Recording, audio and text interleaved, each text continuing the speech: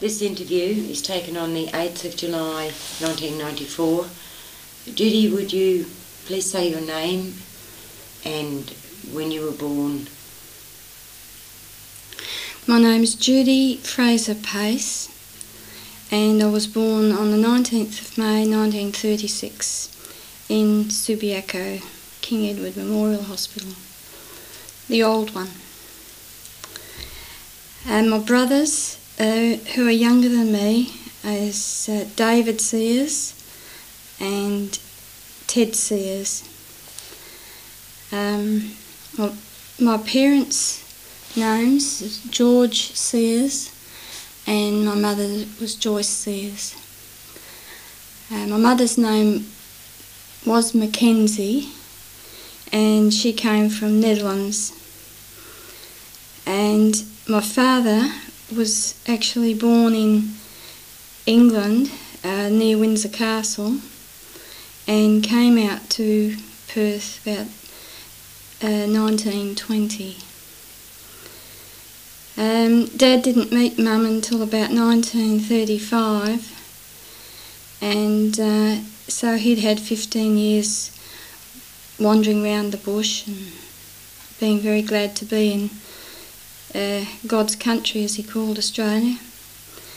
And then he met my mother at a dance and 3 months later they were married. And that was July 1935. Dad had knocked around a fair bit. He'd been an engineer in the First World War, so he had that experience. But after the First World War and going back to England, he didn't feel right. The returned soldiers weren't treated very well. And so he was lucky enough for one of the landed gentry there, gave him £10 and said, "Here George, go to Australia." So Dad came over here and he just thought that living in Australia was just fantastic. He went to work up in the wheat belt, worked on wheat farms. I think he was partners in a gold mine at one time. He worked down the Salmon Gums area, around the Corrigan area, around the Muckenbuden area. And after many years he finally ended up at Killarney. And he went into partners there with another chap called Bob Stewart, and they cleared a lot of land there, all cleared by hand, and had a wheat farm. And then the Depression came along, and like so many of the other wheat farmers, he had to virtually walk off it. And so he ended up in Perth, and he had an engineering works down in what was Bazaar Terrace at the bottom of William Street. And he had digs, as he called it, in Newcastle Street. And he met my mother at a dance somewhere in Perth. And because when he met Mum and realised he had to settle down somewhere, he decided he'd like to be a farmer, and poultry farming was still in its infancy then.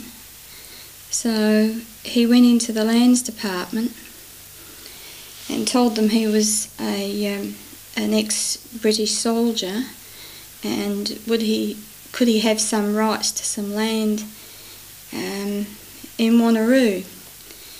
There was this block going, it was being subdivided. It was actually part of a commonage, and so there was him and I think 2 or 3 other people had to sit before a board and ask for, and put their case of what they wanted to do with the land and a bit about their background.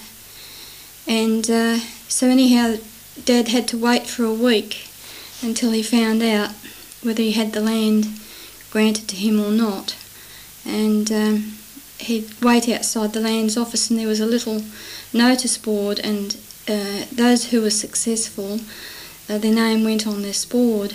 And anyhow, this day, I think it was about June 1935, his name went up on the board, and he was very excited. He went round to my mother, who was working as secretary and bookkeeper for Mr. B, the optician, and he went round to her to take her out for lunch and gave her the good news.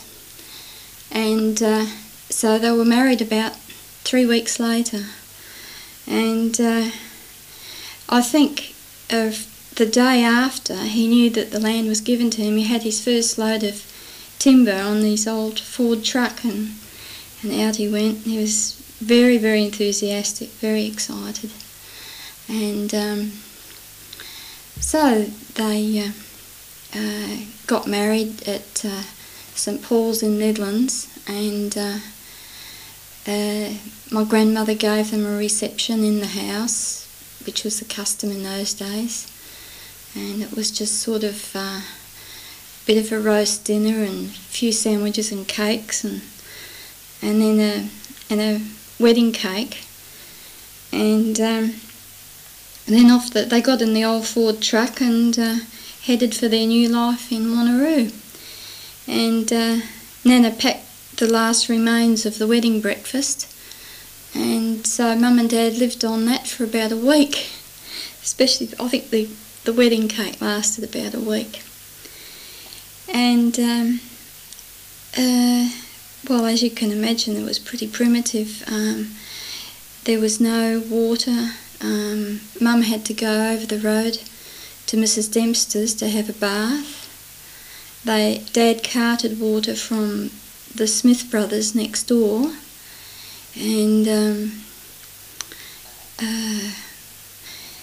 I think the first thing he did was, he'd had this little 3-roomed house built, and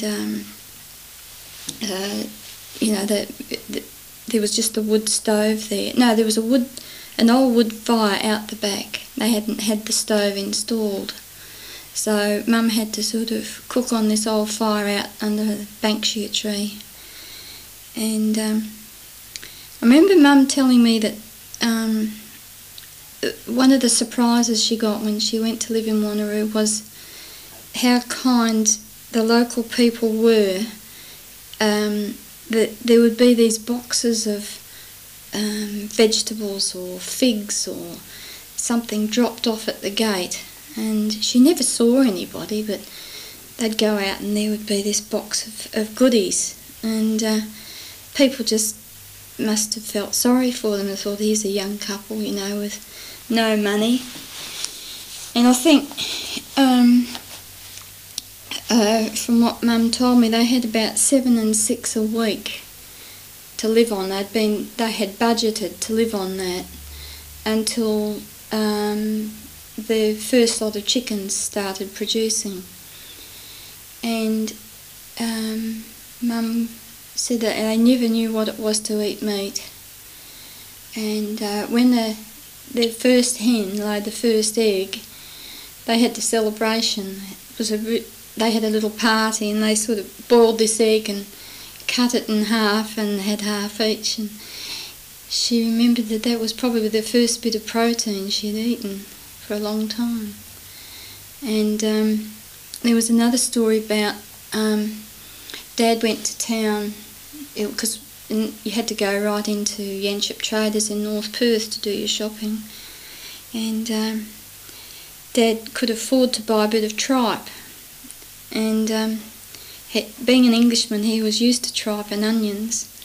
And he brought this tripe home. Well, Mum absolutely hated tripe, but Dad was quite excited about having an English dish.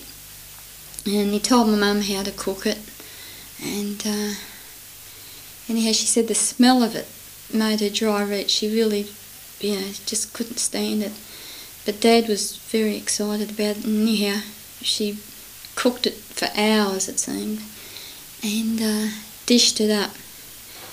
And as he was eating it, she could feel herself getting hungry, and she sort of almost envied him being able to eat this trot. And